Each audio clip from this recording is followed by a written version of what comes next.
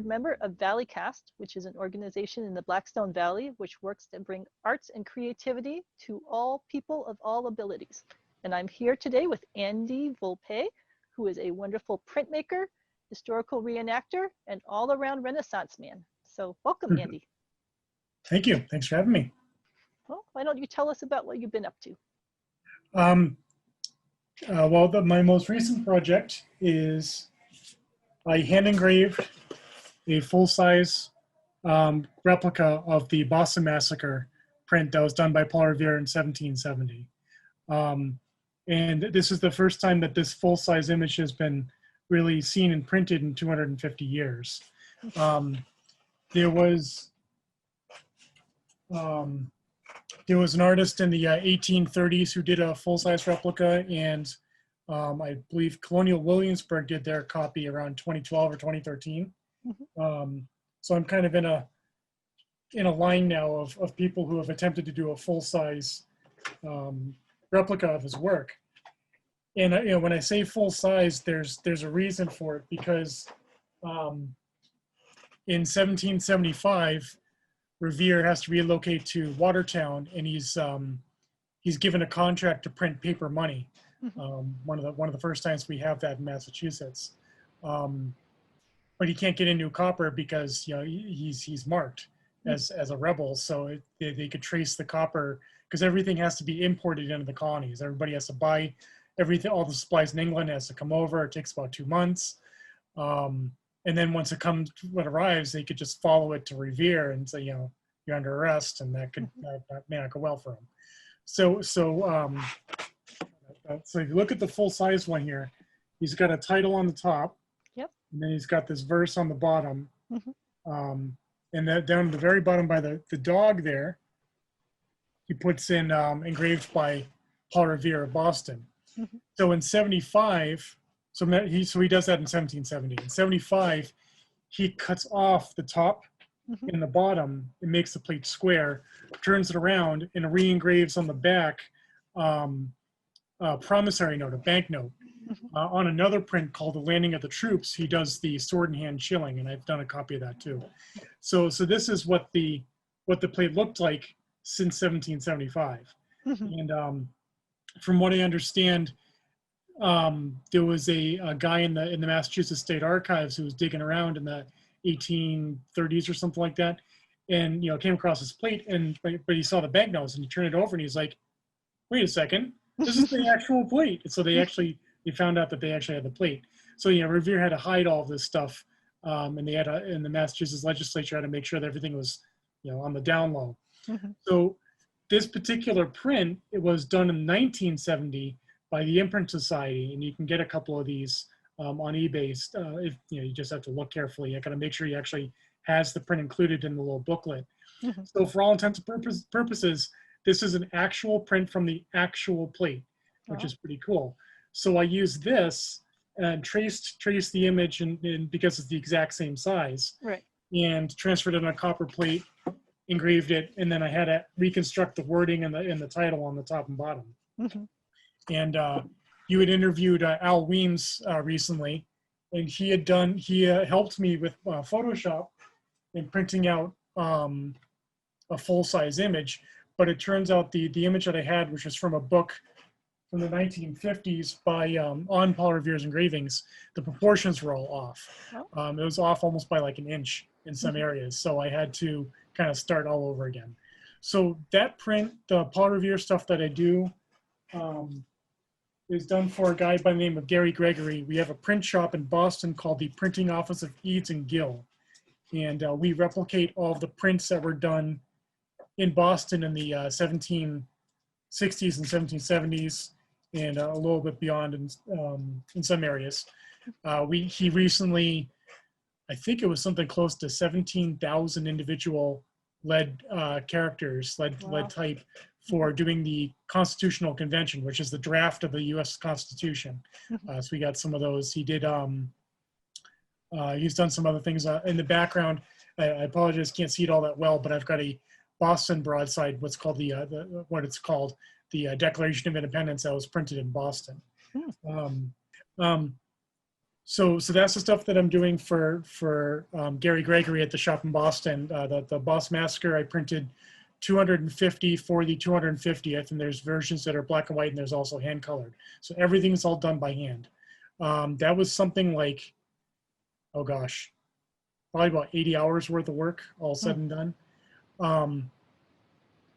We think Revere is able to make a copy, make his print, and print it within about 2 weeks. And he actually borrows the image from Henry Pelham, who calls this The Fruits of Arbitrary Power, or The Bloody Massacre. And Revere changes it and calls it The Bloody Massacre as Perpetrated in King Street. Yeah, they have these long, ridiculous titles.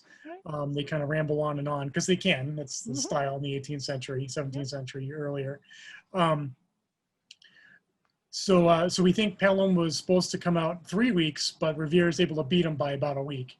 And he actually advertises it in the Boston Gazette, which is a newspaper in Boston, which is what Eatongill prints.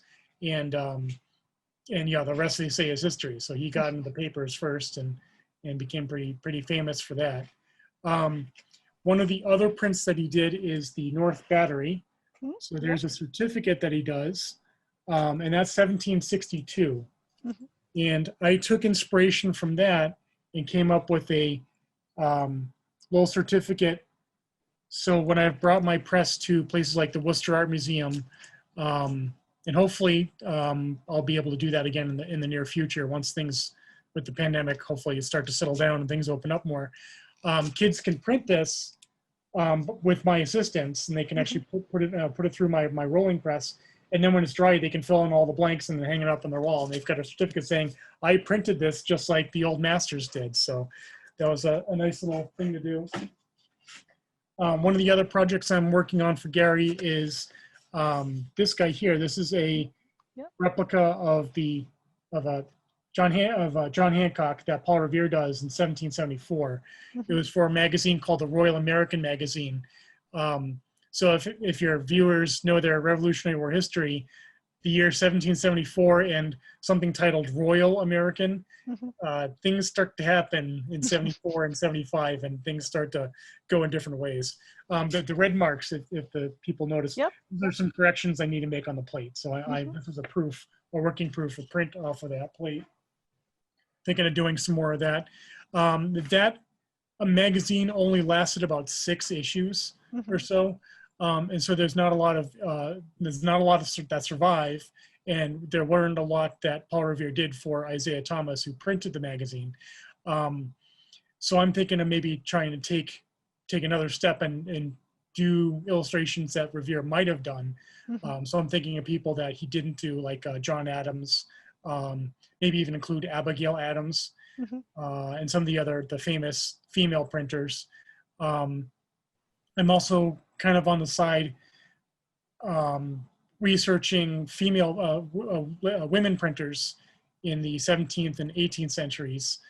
Mary Catherine Goddard down in, I believe it was in Philadelphia, don't quote me on that. She printed the Declaration of Independence with all the signers on it. And when she printed that was kind of a controversial thing, because that's marking of all these men who signed the Declaration. They would have been hanged for treason and sedition against the British Empire.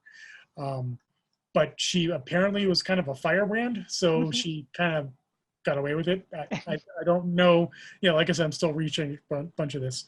A couple of the prints that I have laying around, I've got this little postcard. I've got one of the rolling press and one of the English common press, the one with the pull bar on the side that does letterpress printing that we have at the shop. So this is a diagram I did. I did this all on copper plate engraving, all hand cut and hand printed.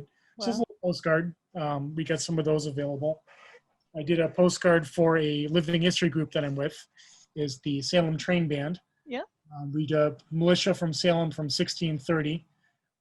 That's me it's kind of like me as a self-portrait holding what's called a matchlock musket. Okay. And there's another, I found another one. Very cool. Which is holding the pike, which is a 16-foot long spear. So I ended up doing it that way, so then I could just, when I cut it out of the sheet, and then it's just the regular card. Right. And that's a brace position called foot your pike and draw your sword. So you can learn more about that at the train band site and stuff like that. Basically, it's a mobile fortification. It's a mobile hedge wall, spiky points to put in front of cavalry, men on horseback, so your musketeers can load and fire. And it becomes this big chess game in what's called pike and shot tactics in the 1600s. So yeah, one of the other things I do is I do living history. So I'm combining the elements of my fine art and printmaking and history with the living history aspect of dressing the part and kind of being the part. So I was born in Plymouth, and I grew up a little bit in Sturbridge. I call Sturbridge my hometown. So both Plymouth Plantation and Old Sturbridge Village were kind of in the background growing up. So I think history was inevitably going to find me and draw me into its grasp, and got really big into living history when I graduated college. I went to Westfield State College, now university, graduated in 2000 with a degree in fine art. And one of the things I really got into was historical printmaking. So fast forward 2012, that's when I met Gary in the Museum of Printing up in Haverhill, which I'm also very active with, doing presentations on historical printing and doing the prints as people like Paul Revere or Rembrandt did, using their methods and materials. So around 2004, I did this guy at the Worcester Art Museum, taking a couple classes and open studio sessions. This is a Golden Eagle done in both etching and engraving. So there's actually a difference. And like a lot of times I get people come up, see me work, and they say, oh, it's an etching. It's like, it is, but it's also an engraving, or they see an engraving and they think the two are related.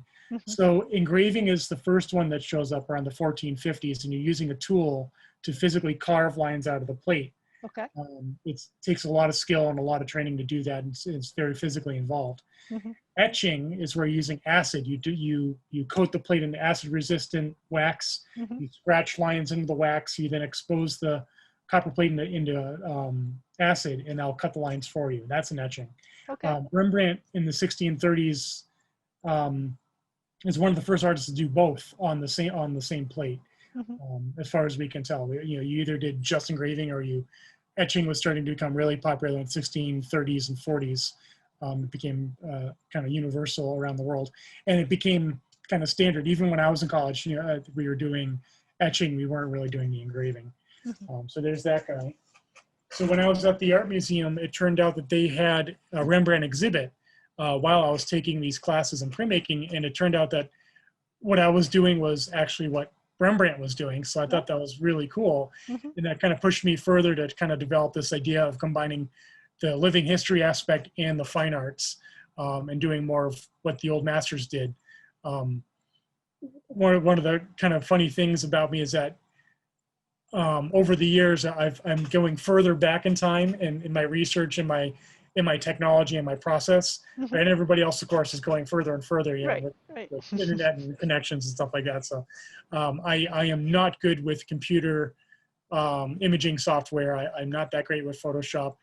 I had to learn on a mouse. I didn't have the money to have like a tablet or anything. I just didn't like the interface. Ironically, I originally trained as a mechanical drafter in high school. That's what I really originally wanted to do. But I loved using the tools. I loved using the drafting table, and the triangles and the T-square and all that, the hands-on stuff. But when I got to that point, they were using AutoCAD. They were using computer programs, and I just didn't like it. Sometimes I think I should have stuck with it, but yeah. But the mechanical drafting style kind of stayed place in my artwork. When you look at my website and you look at the work up close in person, you can see that there's a lot of mechanical accuracy. There's a very technical drawing aspect to it. Let's take a look at some other work. I got this. This is a ferruginous hawk. Some people mistake it as an owl or an eagle or a falcon, which is neither of those. It's a hawk. These are a Midwestern bird. This is my first attempt at, from start to finish, as just engraving. Okay. So after the Golden Eagle, then this guy came in, and this is like kind of like the litmus test, like, yeah, I can actually do this engraving thing, and I can, if I make a mistake, well, I can kind of work on this and try to figure out how to make corrections. So of course, that's one of the common questions, like, well, what happens when you make a mistake? It's like, well, you try not to, because you either you scrape out the line with a tool called a scraper down towards bare metal. But if you have a big pit, the plate won't print properly, or you get a smudge, and everything has to be as flat and smooth as possible. Right. So you have to hammer it from the back and flatten it out with a peening hammer in order to get it back to that flat surface. So it's just easier not to make mistakes. Right. A lot of the old masters were really big on making sure your preliminary drawings and your drawing skill is really, really, really good, which is kind of interesting too, because as we get on in the years, over the centuries, painting was associated with printmaking, and you had to be a really good painter to be a really good printmaker. That was kind of like a fad in I think as far back as the 1970s, it was like this thing. Which when I was in college and learning this stuff, it didn't make sense to me to, painting and drawing, or painting and printmaking don't seem to mix. Right. Whereas drawing and drafting, it makes sense for the linear stuff. And right. The engraving was used for illustrations in fine books and textbooks and things like that. So it wasn't really a fine art. And I think that's probably where it starts to deviate. In the 1860s, the engravings on copper gets replaced by photo etching, wood engraving, which is where you're carving a block that's the same height as your movable type, so you can print it all on a press. So things like Harper's Weekly, Winslow Homer, that's the common stuff. And even as far back as the 15th century, a lot of these prints were intended to be colored by hand. So they're bright and colorful, but a lot of times when you go to the printer, you buy them black and white because you're buying them basically off the press. Right. Then you find another artist and you pay him to color it, him or her. They were both female artists back then as well. So we kind of have this idea today that all these prints were all done in black and white, and that's boring. Everybody wants bright colors. It's not really the case when you kind of dig through it. I was doing some research on some stuff recently, and apparently getting it hand colored, it's kind of like paint by numbers. Like for the Paul Revere stuff, the Massacre, it's like my own paint by numbers. You just fill in the spaces. That was almost perceived as sort of a cheap method to get things colored. There were efforts to try to make the printing process to print multiple colors in as few processes as possible. But the problem with something like we'll take the Fruginous Hawk again. If I wanted brown in this area, I have to cut a separate plate just for the lines that are going to be brown ink, and then I have to line it up perfectly to layer over that. So the color separation has always been a problem for printing, and it is easier just to have artists color it later on. They use stencils too. So some of the hand colored stuff like this. So that's Fruginous Hawk, that's hand colored. Yep, very nice. What are the other things I got? One of the other things I'm getting into is archaeological illustrations. I've illustrated 2 different books. One was on Viking Age or Norse Icelandic artifacts for Dr. Bill Short. The book is called Icelanders of the Viking Age. A couple of years ago, I got contacted. Both of these people were associated with the former Higgins Armory Museum, which I was a part of right after college. And that's, of course, what got me into living history stuff, wearing Roman armor, doing sword demos, sword play demos, did those for years. And we still do it to an extent at the Worcester Art Museum. Hopefully when things, again, start to calm down with the pandemic, we can get back to demos. We're thinking of trying to do some sort of filming at the museum or something in some capacity. So stay tuned on that. So Dr. Short focuses on Viking stuff as a group called Herstwick. They're still active. They're still researching. They're still doing a lot of what's called experimental archaeology. They're trying to figure it out by literally beating it out of the artifacts that they make replicas of. Trying to figure out what's going on, what the sagas say, and what's really possible in reality, and doesn't compare. Dr. Ken Monshine did a book on, because he's a huge fan of Game of Thrones, called Game of Thrones and the Medieval Art of War, which is a comparison of the world of Game of Thrones and what it compares to with actual medieval art in arms and armor and warfare. Because of course, it's a big influence. Yep. So this is one illustration out of that book that I did. Cool. I apologize for the glare. I probably should have taken these out, but there we go. So all of these helmets are all from the Higgins Armory collection. This one in the middle is actually Dr. Monshine's, it's called a Great Bassinet helmet. This one is not in any of the Higgins collection, but it's a replica of a late period Roman helmet. This one is the famous one in the Higgins collection. We consider this as Higgins' first purchase of arms and armor of a stuff usually called a pig-nosed bassinet. This is from the 1350s or so. And there's a great helm. There's some of these other helmets that are in the collection. So this is from ancient Roman up to 1570 or so with that kind of helmet. So that's kind of a comparison of different types, different styles, different pieces.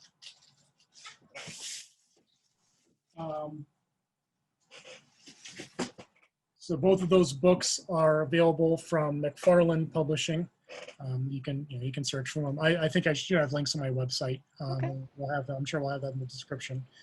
Just some other printing work. So I've got this is a short-eared owl, and this middle figure is actually one of my first intaglio, my first etching, engraving, dry point pieces that I did in 1996 when I was at college, starting at college. And at Westfield, there was kind of this emphasis on art history and practical application. So we're learning about the old masters in art history classes, and we're doing their processes in college. So even right from the beginning, I was really interested in what they were doing because I'm getting to do it, and it's very tactile. I get really sucked into the process of planning a print, doing a print, and everything involved. So it's a very cathartic in a lot of ways, very, very, very labor intensive if you're into that thing. But you can go pretty easy too. I don't want people to think it's necessarily intimidating. You can get really simple. I'll probably talk a little bit about that later. So I dusted this plate off. This is done on plexiglass. So I scratched out all the lines on there. And I dusted it off a couple years ago. I added the little vignettes around it and printed it, and then I colored them in. So this guy has been, is one of my newer works.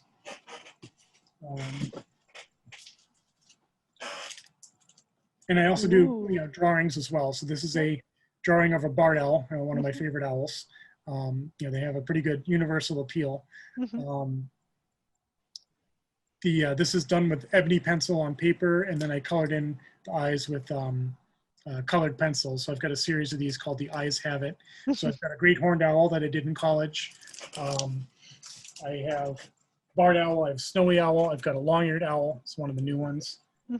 I've got wide range of interests. Mostly raptors, but I do of course love all the songbirds. We recently saw a hummingbird at our balcony a couple of days ago, and we were very, very, very excited on Worcester. So we put out a feeder, and it's come to it at 7 o'clock in the morning and 7 o'clock in the evening. So it's almost on a schedule now. So we're quite thrilled with that.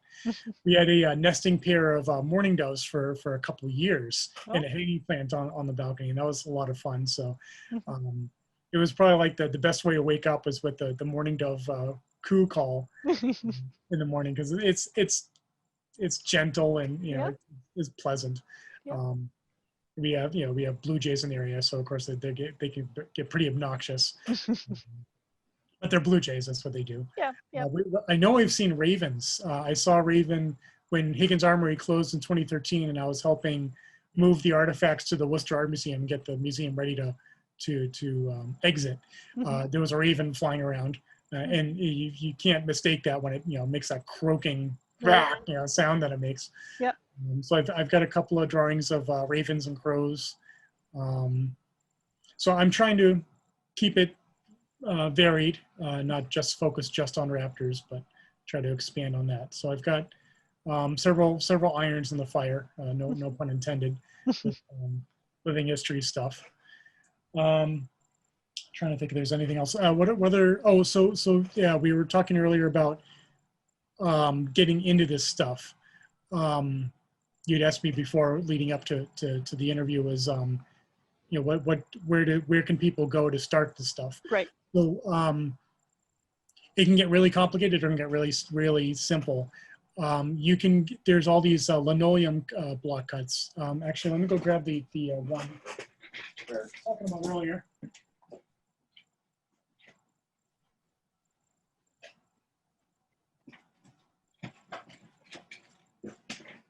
Yeah, you're asking me before about yes, this. yes. I was hoping you'd show the dragon. This is a linoleum block cut, or a lino cut, as it's usually known today. You can get these as kits. From Speedball Company and Richardson, I think they make some of them now. You can get them at like CC Lowell's in Worcester. You can get them online, Dick Blick or Jerry's Autorama, that sort of thing. And you can simply carve them. You get like a tool that comes with a variety of gouges, and you carve it as carefully as you can. So this is printed and I watercolored in a little bit too. This was done as a book plate. That's what the ex libris stands for, in Latin for the book of, or library of, and you put your name on the bottom, and you can paste that into your book in your personal library. I did this for an author by the name of Risa Nelson, who does a lot of sci-fi and fantasy writing. She had come to Higgins Armory and done some work with the Sword Guild, learning about sword play. She went to Old Swords Village to learn about blacksmithing and how to make a sword. And she was using this research for a book called The Dragon Slayer Sword. And I ended up doing this little bookplate for her for the Dragon Slayer Sword. So, you know, obviously it involves dragons. So, yeah, I'm sure some people are like, oh, no, that sounds boring. That's like, no, of course. You know, dragons have universal appeal. Yep. So I did that for her. So you can get these linoleum cut linoleum block kits. You can also get all the individual components and add on or get replacement pieces. Some of the kits come with like a little roller, or called a brayer, and ink. A lot of them are using water-based ink now, as opposed to oil-based, which is what I tend to use and I prefer. The water-based dries very quickly, so you can add additives to delay the drying, but it'll kind of change the properties of the ink a little bit. So it's printmaking is sort of this game of balance and control. You have an idea in your head on what it's supposed to look like, and hopefully everything goes right. And then when you print it and it comes off perfectly, the term "make a good first impression" comes from letterpress printing. The prints are usually referred to as impressions because you're impressing it onto the lead type or the copper plate. So the first one you pull off, hopefully it's a good one, and then you know how to go. A lot of times with the engraving, you have to ink it and wipe the plate every single time you're going to print it. And if you're trying to do like some special effects, like adding like a little smoky area with some extra ink in an area, you have to do it the exact same way every single time. So just inking the plate can be a specialized skill, and that was the thing in the 1700s. You had to be really especially skilled on that. Nowadays, you know, since it's more like a fine art, you can kind of go anywhere you want and kind of do anything you want. But if you want, you know, nice, crisp, clean images, you know, there's tracks for everybody. There's the people who really want something specific, are very, very determined to have a very particular sharpness to the image. And then there's those that just play and just have a fun with it. And you can do that with printmaking. Letterpress can get interesting too, because that's using the individual movable type. That's quite a bit more supply heavy. You need the type, you need specialized equipment to put everything together, you need a place to put it all, you need a specialized press.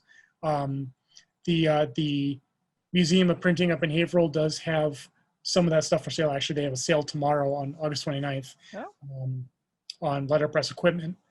But they have sales. We try to have sales at least 2 or 3 times a year, something like that.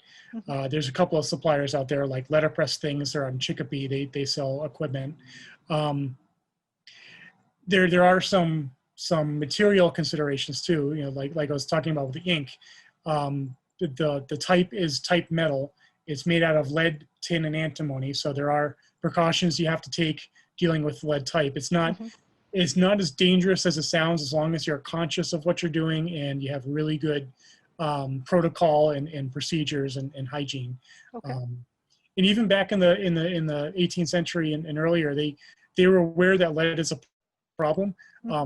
So they did take some precautions. They may not necessarily understand exactly how bad it could be, Right. but they did understand that if you don't sit there and lick a lead type, if you're handling the stuff all day, you don't scratch your eyes, you don't scratch your hair. We would say common sense today, but sometimes it's not. You don't think of it. Yep. But there are alternative types. You can get wood type. You can go to like any antique store or like Brimfield Fair or something like that. You can find tons of wooden block letters. You can print off of those. A lot of people use them for wall decorations, but you can, if you get a good piece that's in good condition, you can print off of it. You can do it by hand. You can put a layer of wood or something on top of it and press it down. You don't necessarily need some of the specialized kits, but if you do get into letterpress printing, and I will warn your audience, it can get very addictive very quickly, because you can literally control everything. You control the spacing between the letters, you control the spacing between the lines. If you can write it, you can compose it in type, and you can print it. So that whole freedom of the press thing was very, very important to the colonists, and that's where we got today. I was just trying to think of other supplies and things to keep in mind. The presses are heavy. They can get pretty heavy. You can get something that's called a bookbinder's press, or a banknote press, which is it's got two rails, and it's got a platen on the top, and it's got a screw wheel, and it has a screw drive, so it'll lower the plate down on top of the book if you're doing bookbinding, or the bankers use it to do very simple documents. So some people have used that. They just do it one more turn, and that's enough pressure to print a lino cut or some lead type if you got it tied up in a little frame. There's little things like that you can do. At the Worcester Art Museum, very early on, I was a teacher's assistant back in the early 2000s, and we did styrofoam tray printing. So kids would get like a pencil with a rounded off end. You have the kids draw whatever they want on the styrofoam plate. You then roll ink on it, and then you can roll through a press, or you can hand press it, just rubbing it. Something like a wood block or a lino cut, you can do what they did in the Middle Ages before Gutenberg shows up. You can use a wooden spoon, and you can rub. You can burnish the back of the block and print it that way. But if you set out to do a lot of prints, just remember it's very physically active. So having a press does aid you in the mechanical advantage. Right. And that's one of the things I like to point out too, with Gutenberg, is that everybody says, like, we used to think that he invented the whole system, and it turns out the Chinese did have a similar system of movable characters and movable components as early as the 900s. Oh, wow. And Gutenberg took parts from A, B, C, and D that were around him. The press is basically a wine press or even a paper press. The lead type is put into a mold. You make a mold, and the punch cutting, making the mold to make the type, the lead type, is what is really his secret. That's really what he really developed. And the whole system of putting everything together and being able to print multiple copies. Right. He wasn't reinventing the wheel. He actually uses, for his Bible, he uses the exact same dimensions and layout and format that the scribes have been doing for the past several hundred years before him. Wow. So it's not that he copies the capitals. He copies some of the capitals have red ink, red letters, and the rest of it's black. So he had to print that separately with just the red letters. Wow. And like I was saying earlier, when you have Gutenberg print a Bible, you don't go to a shop and end up with a book. You have to buy all the individual sheets of paper, go to a bindery, and then have them put it together. Or if you stop in between that, you go to an illuminator, and they would do all of the fancy inculabia, all the marginalia, all of the heavily decoration, all of the little cartoons that are all on the sides and things like that, and embellish it with like gold leaf and things like that. Then you'd go to a bookbinder and have it put it all together. So what he was doing was taking all of those systems, all those industries, and kind of doing it all at once. He could produce something like 50 Bibles in the time it took to take a monastery to make one. Wow. So it was a speed thing. And then you have somebody like Martin Luther show up, and they capitalize on this idea of that, well, if we can get books out to the people, we can kind of skirt the authority sort of a thing. So it literally changes the world. Sure. And it still affects us today. One of the funny things too is like the modern printing stuff, like our inkjets, like the one over here that's on my side, hasn't been working for like 2 years. We're meaning to replace it. Everybody complains about the little ink cartridges last like 2 prints, and then it costs you $50 for a little thing of ink, something like that. In some respects, even like the 18th century printers could print faster than some of our printers today.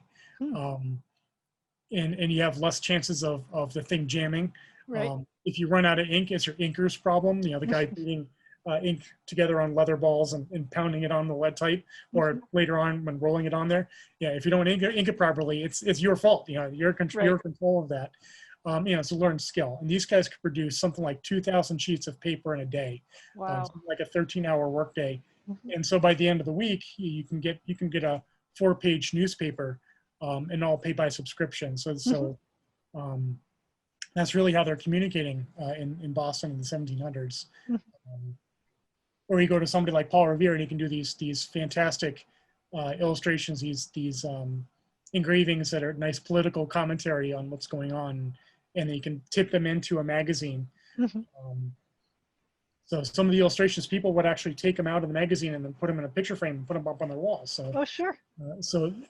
We still do that today. Somewhat recently. So that's kind of the long-winded history of printing and how it all applies. What are some of the other questions you might have? Well, I'm fascinated by all the history because, like I mentioned, I'm working on a book set in 1773. So I've been reading a lot of those historic newspapers and thinking that people, they'd only get them once a week, but it probably took the entire week for them to print the print run to get prepared for it. I have, you made me think of that too. And I have started somewhat collecting historical newspapers and magazines. There's a guy in our company in Pennsylvania called Timothy Hughes. He sells original 18th century magazines. This is London Gazette.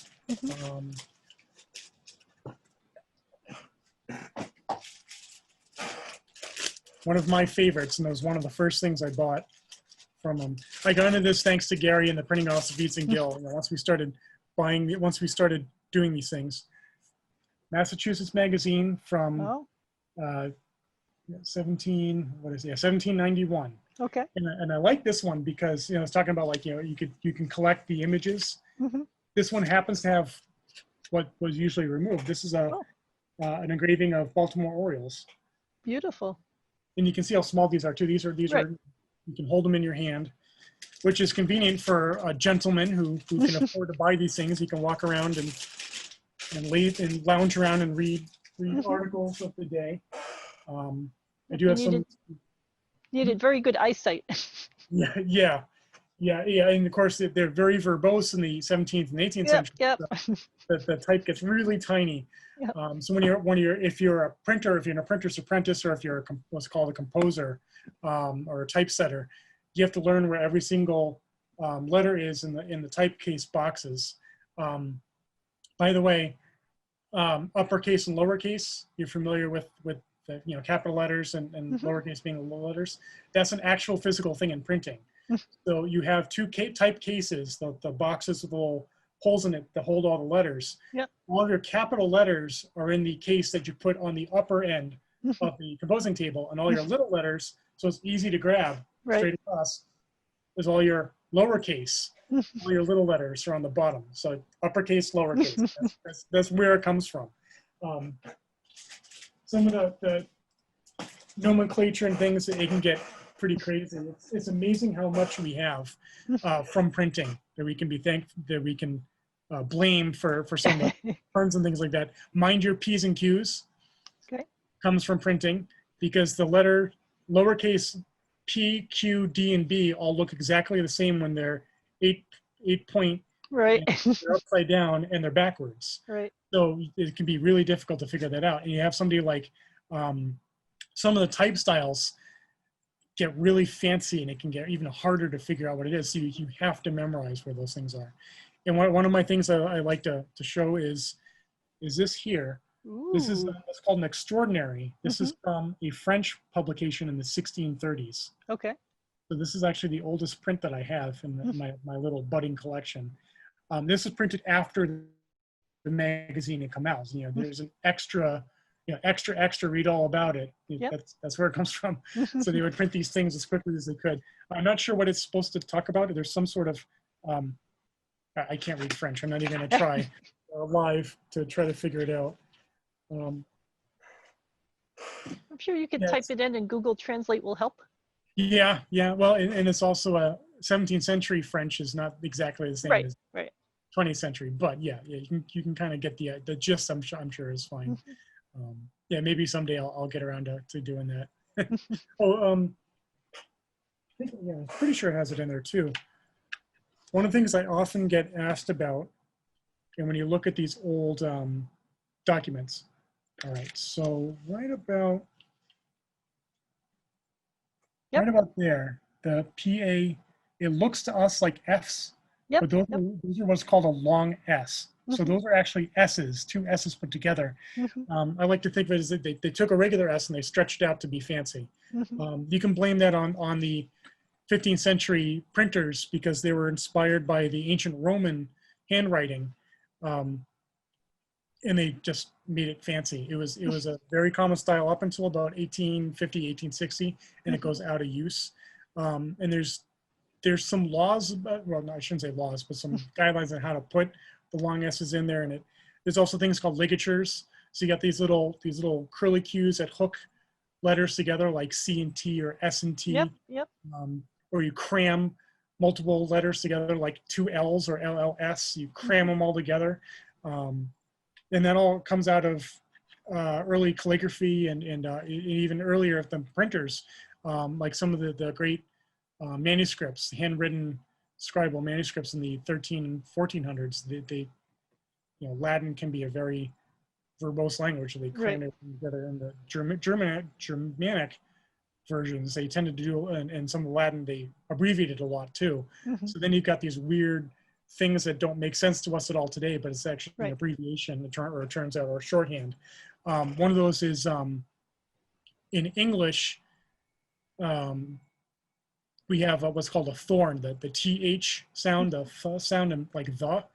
In printers in the 15 and 1600s made an abbreviation, and that came out of the scribing stuff from a century earlier, where they took a Y and they put a little E above it. And then that became YE. So whenever you see things like ye oldie, town shoppy with like E's on the end of everything, spelling was not standardized up until the 1850s. And it was very phonetically spelt back before that. So when you do see something like ye oldie printy shoppy, it's completely fabricated. It was never said ye oldie. It was the old. So they're using YE as a replacement as the, because it didn't, some of the German printers did not have the thorn symbol or the glyph. So they just used abbreviations for things. And all of a sudden we end up with this, these characters that are like, what the heck are they saying? And we also have to blame Shakespeare a little bit for introducing a huge array of vocabulary. Very colorful, very, very, very verbose. And it makes great sense for stage and drama and things like that. But trying to read it takes some practice, especially when you get to like some of the old documents and the, like the long S's and ligatures. I do admit, like when I'm reading some of these old documents, in my mind, I end up with this English accent kind of going on in my head. And in my head, it sounds very sophisticated, but it can, you know, I went down, or something like in the 1600s, you know, I went down to the well and got some water, and it can be completely spelled differently, but yeah, it makes no sense to us, because it's like, why would you put a V in the middle of that? You know, Right. they're all basing it on Latin and Romans and trying to be fancy, and there's no standards. I think it was Queen Elizabeth tried to impose some standards in spelling, and it didn't meet well. Don't quote me on it. So it is a very, very busy, very crammed studio. I got a lot of stuff in here, but it's a working studio and it's mine. So. Well, you've been there 10 years, right? What's that? You've been here 10 years, right? Yeah, I've been here about 10 years. Yeah. So originally the space was Christy Calari's gallery and gift shop space, and then around 20. Gosh, yeah, well, about 10 years ago, I got a email from her, or I found out about her, and she wanted me to do some lino cut demos and maybe a class at her studio, which is on the other side of me. And that didn't really work out. And then she ended up moving in the gallery space into her space, and then this opened up, and then here we are with all myself. So that blue object in the background is my printing press. That's called a rolling press. Some people call it an etching press today. So people know it. So very neat. A little closer view of it. Yep. There's some of the prints in there are the Boston Massacre, so I'm still printing a couple of those. Okay. I got lots of sunlight, so if you like natural light, it's great, but it's kind of a nightmare for people who do work on paper, because the sunlight will destroy everything. So I try to make sure all of my prints that are framed all have UV protective glass. Okay. Yep. Try to keep it out of direct sunlight. Right. But I also don't want it to be pitch black in here either. Right. It's a balance. Yeah, balance. Some other prints. This little owl, that's another lino cut. I did that at Worcester Art Museum. Beautiful. Another great gray owl in flight. Did that for a silent auction for Mass Audubon at Fruitlands Museum a couple years ago. Okay. This is a print of printers that was done that I got at the Museum of Printing. They gave it to me as a gift. So those are all some of the famous printers like Ben Franklin and Gutenberg, William Caxton. William Caxton is like the Gutenberg of England. He brings a printing press to England in the 1460s, and he starts translating classic works and printing them for the masses, and it's kind of pretty revolutionary. I got some other work that's just like my own collection of stuff that I like. You know, obviously birds. So I've got a photograph that was given to me from a friend of mine, Erica Sidor. Very neat. It's a great gray owl that came to North Shore, Massachusetts in the 1990s. I don't quite remember the date, and stuck around for a few days, and a bunch of birders took some photos, so I got that. There's a prints from Luis Agris Fuertes, who's like the Audubon of the 1930s and 40s, out of a field guide that he did. Yep, some of the other work. There's another one of the eyes have it. There's a snowy owl and red-tailed hawk. So yeah, I got a couple of things here. One of the so there's my drawing table. Where I do a lot of the painting of the prints and things like that, and drawings, obviously. The crows here is Rebecca's Hell. It was an illustration, another work for Risa Nelson. Another great gray owl. I seem to have a lot of great gray owls. they are stunning, but I do, my favorite is barred owl, I will admit. And then back is mostly storage. That's kind of a mess. We won't go back there. That's different crammed. These guys back here, all three of these are silver points. This is a medieval technique. So you're using silver rubbed onto a gesso that you put onto a either wood panel or paper. Okay. So, that's another. That way. This is another Fruginosauce. That's the first one that I ever did in silver point. It was kind of an experimental thing. And I got a red tail. I do a lot of obviously photo references, but I have worked from life as well. A good friend of mine, Julie Collier and Jim Parks, they have a Raptor education group called Wingmasters. They go to like 300 schools a year or something like that in libraries in the summer, and they bring live raptors with them. And I've had the distinct privilege to be able to go to like Julie's house and draw some of her birds that she's holding on, where she'll put them on a perch where they can just kind of hang out, and they've gotten used to me enough, some of them, that I can actually be as far away as arm's length, and they're pretty chill. Well, and that must really help bring the detail to life when you're having to create them. Yeah, and they tend to stay still pretty well, most of them. Like owls, they'll kind of shut down and just kind of sit, because they're trying to blend in with the tree that they're sitting in. Obviously, right. They don't like humans. They don't like them poking them. So, some of the other ones, like a falcon or something, that can be pretty active. So it can be hard to capture the shapes. So you learn just over the years of gesture drawing and things like that.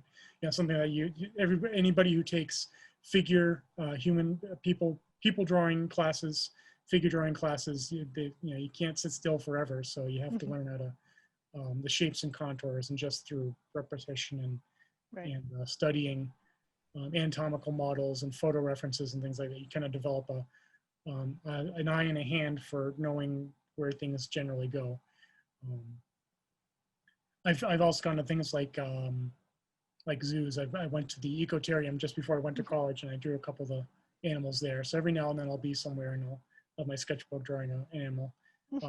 We got turkeys in the background every now and then. So I just suddenly remembered, I walked off to my car, and almost right in front of the car, there's a gaggle of turkeys. So I'm like, wow. Turkeys! So took a couple pictures and did a couple of quick sketches, and then off. And they went off, and so I went off. Yeah. Great. So yeah, so that's right. We got tons of great birds here too. All along the falls, we got great blue herons. My favorite are the chimney swifts. They chitter and they spin around. We had tree swallows the other day, right before the storm came in. I've had mergansers come in. We also, of course, everybody has mallards, any kind of waterways. We got a couple mallards. Yeah, so it's a nice little spot. I like being here. So people should come down and take a look at the waterfall and the river, and then come stop in your shop and take a look at your different prints with prior notice, of course. Yeah. They should contact you first. Yeah, I would advise hours by appointment. I don't really have public hours anymore, and now with the pandemic, I'm basically closed until further notice. But on my website, which is andyvolpe.com, I've got some more images of some of my work. It's horribly out of date. I apologize. I'm trying to work on it for a while. I also have a Facebook fan page, which has got a bunch of albums with all sorts of just the prints, of just the drawings, just the Paul Revere stuff. So I've got a whole collection of those on there. Okay. And now I found myself on Instagram, but I'm having trouble trying to figure out exactly how to use it and what to do with it. But yeah, so yeah, I'm trying to get up with the 21st century as best I can. Yep, it's a challenge. So that's great. So people can find you on your website, Facebook, Instagram, and then once the pandemic is over, then maybe they'll be able to come by and see some things in person.